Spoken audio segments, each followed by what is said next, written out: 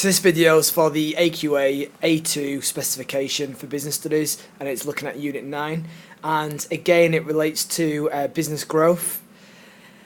And with this specific model, Greiner's model of growth, it looks at all the different phases of growth and the issues that can happen within each phase. So as I've put right at the top there, a fast-growing company can often be a chaotic place to work, and many issues can take place when you're looking to grow. And what this model does, it looks at the different types of growth, but then the issues, or they describe it as a crisis within those phases, and how the business resolves the phase, or resolves the issue, resolves the crisis, but then that creates maybe a new issue further down the line. So, Greiner, he attempts to predict the 6 phases and 5 crises that businesses may experience as they grow. Each growth phase is made up of a period of relatively stable growth, where they get back on track, but then it's followed up by another crisis which they have to deal with. And it just shows you and highlights the potential issues or the constraints or how difficult it is when major organisations are trying to grow as a company. So the model looks like this, and we can see that there's 6 phases of growth. They believe that the first phase of growth is creativity, followed up by direction, then phase 3 is delegation, phase 4 coordination, then collaboration, and finally alliance. However, in between these phases, the business experiences or the leader experiences some form of crisis which can set them back, and then they have to get back on track to reach the next phase. So if we look at phase 1 and we're looking at creativity, it says the crisis that they experience at the end of creativity is a leadership crisis. So that's the first crisis that the business may experience. Then they deal with that, they solve that, and they get back on track for growth, and they look towards direction. But then, when they finally achieve that direction, they start to get an autonomy crisis, and that happens all the way through up until phase 5. So what we're going to look at today is, first of all, what are the phases? What do they actually mean? And why does a crisis take place? And how do they get back on track?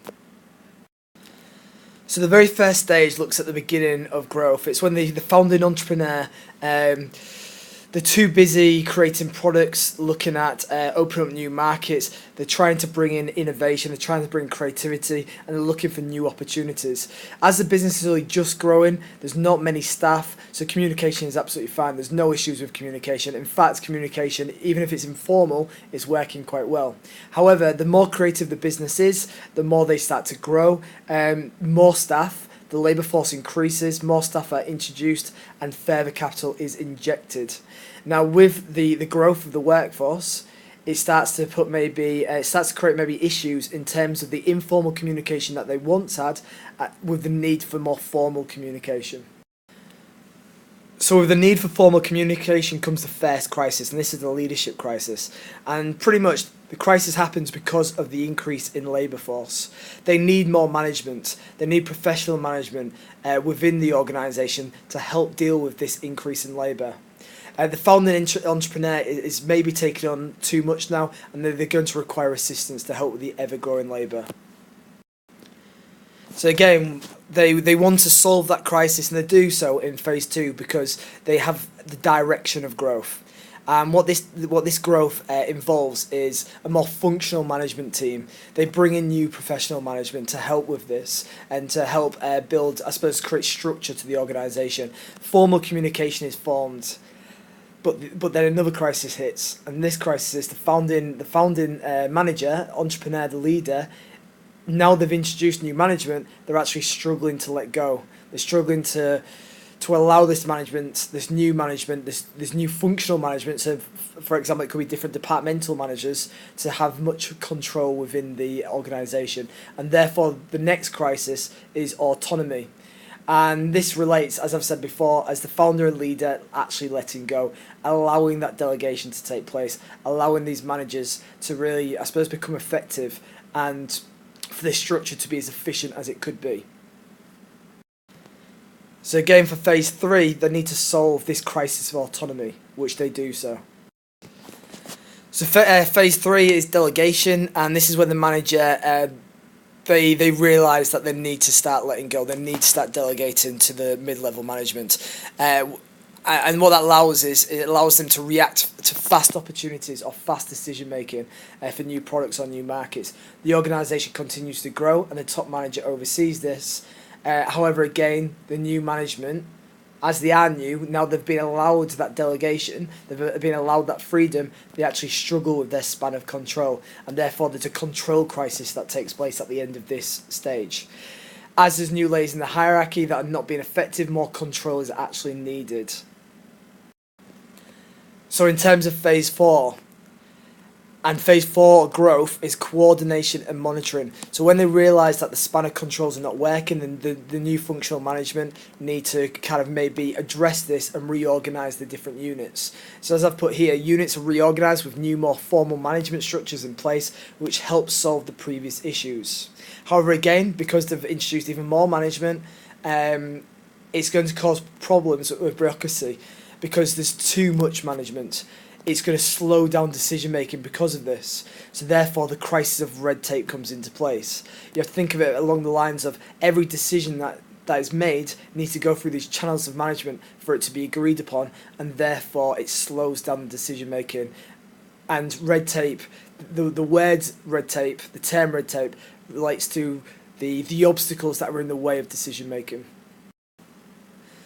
So in phase 5, the business realises that there's too much red tape, that decision making is becoming inefficient. So what they do is they agree upon collaboration.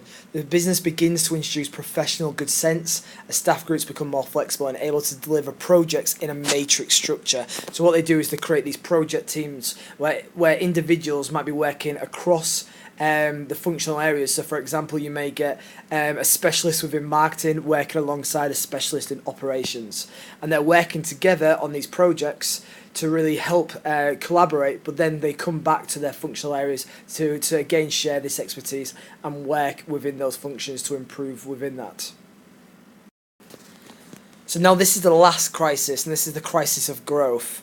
And what this means is after all the organisational changes, after all the realisations about really using the organisation and making sure it's as structured as possible to help with this growth, they start to realise that their growth is running, I suppose it's running slowly now. They're starting to run out of ideas. They're slowing their innovation and growth, and the business has no choice but to then think about that phase 6, think about the alliance, think about, okay, if we cannot grow internally or maybe organically, then we might have to think about externally. And again, I've put here, it may include new business owners, but it relates to possibly maybe acquiring new companies, merging with new companies, joint ventures, and it looks at that external growth, which is phase 6 with alliance. Now, I mean, in terms of looking at this, I think this model is good because it does look at all the different potential setbacks a business will experience when they grow. However, it's just a theory. You have to look at it from the point of view, will this happen every time a business looks to grow? Probably not. Does it depend on the industry? Does it depend on the type of growth? Does it depend on how rapid the growth might be? It's completely hypothetical. Yes, it may work in some business situations, but in others it doesn't apply at all.